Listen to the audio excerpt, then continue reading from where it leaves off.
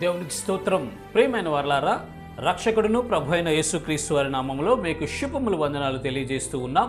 దేవుడు మిమ్మలను, మీ బిడ్డలను, మీ కుటుంబములను దీవించి ఆశీర్వదించునుగాక. ఆమేన్. God bless you. దేవునికి స్తోత్రం. హల్లెలూయా. ప్రియమైన దేవుని పిల్లలారా, రక్షించబడినటువంటి మనము, యేసుక్రీస్తు వారి రక్తంలో కడగబడిన మనము దేవునికి సమీపస్తులుగా మార్చబడ్డామండి. దేవునికి దగ్గరగా వచ్చాము. మనము సమీపస్తులుగా ఉన్నాము.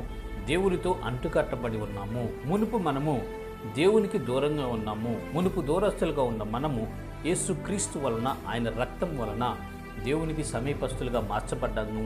దేవుని బిడ్డలుగా ఉన్నాం కాబట్టి ఆయన చిత్త ప్రకారమే నడుచుకోవాలి అని పరిశుద్ధ లేఖనాలు సెలవిస్తున్నాయి. చూద్దాము లేఖన భాగము. ఎఫెసీయులకు రాసినటువంటి పత్రిక 2వ అధ్యాయము 13వ వచనం 2వ లైన్ మనం చూసినట్లయితే ఈ రీతిగా మాట్లాడుచూ ఉన్నాడు దేవుడు. క్రీస్తు యేసునందు క్రీస్తు రక్తము వలన సమీపస్తులై ఉన్నారు. మొత్తం ఆ వచనం అంతా మనము చూసినట్లయితే, అయినను మునుపు దూరస్తులైన మీరు ఇప్పుడు క్రీస్తు యేసునందు క్రీస్తు రక్తము వలన సమీపస్తులై ఉన్నారు అంటున్నారండి. మునుపు మనము దూరస్తులమే. మునుపు మనము దేవుడు లేనటువంటి వారమే. అజ్ఞానంలోను, అంధకారములోను, చీకటిలోను, అగ్నికి ఆహుతైపోతున్నటువంటి వారమే. అయినను యేసుక్రీస్తు ప్రభువారు ఆయన యొక్క కృప చేత, ఆయన యొక్క కనికరము చేత మనలను రక్షించాడు. మన కొరకు ఆయన ప్రాణం పెట్టి ఉన్నాడు. మన కొరకు ఆయన తన ప్రాణమును ఇచ్చి ఉన్నాడు. రక్తమును చిందించి సర్వ మానవాళి కొరకు యజ్ఞ పశువుగా ఉదించబడి ఉన్నాడండి మన ప్రభువారు. ఆయన యందు విశ్వాసం ఉంచినటువంటి మనం కూడా మన పాపాలన్నిటినీ ఆయన వీపుపై మోపాము. మనం పరిశుద్ధులంగా మార్చబడ్డాం. పవిత్రులంగా మనం మార్చబడి దేవునికి మనము సమీపస్తులంగా మార్చబడ్డాం. దేవునికి సమీపస్తులైనటువంటి మనం ఏం చేయాలంటే, దేవునితో అడ్డుకట్టబడే అనుభవంలోనే ఉండాలి. కానీ మరలా ఈ లోకాన్ని ఆశించి, పాపాన్ని ఆశించి, చెడ్డవాటిని ప్రేమించి దేవునికి దూరంగా మనం వెళ్ళిపోకూడదండి.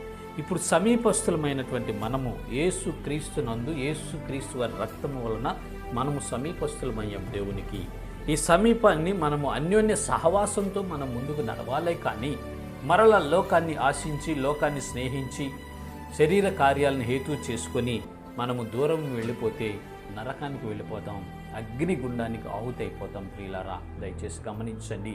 క్రీస్తు యేసునందు క్రీస్తు రక్తము వలన మనమందరము సమీపస్తులమయ్యాం. ఆ సహవాసాన్ని కంటిన్యూ చేసుకుంటూ, కొనసాగించుకుంటూ ఈ విశ్వాసయాత్రలు ముందుకు సాగిపోలేవు. కానీ అవిధేయతల వలన, అపరాధాల వలన, పాపాల వలన మరలా దూరంగా వెళ్ళిపోకూడదు అని దేవుని వాక్యం సెలవిస్తుంది. ప్రియులారా, దయచేసి గమనించండి. ఎవరన్నా బలహీనతలు, అవిధేయతలు, అతిక్రమంలో ఉంటే మీ పాపములను మీరు ఒప్పుకొని విడిచిపెట్టండి. యేసయ్య రక్తము ద్వారా కడగబడి మరలా సమీపస్తులుగా మార్చబడి దేవునితో కలిసి నడవండి. ఇటు కృప దేవుడు మీకు కలుగు చేయనుగాక.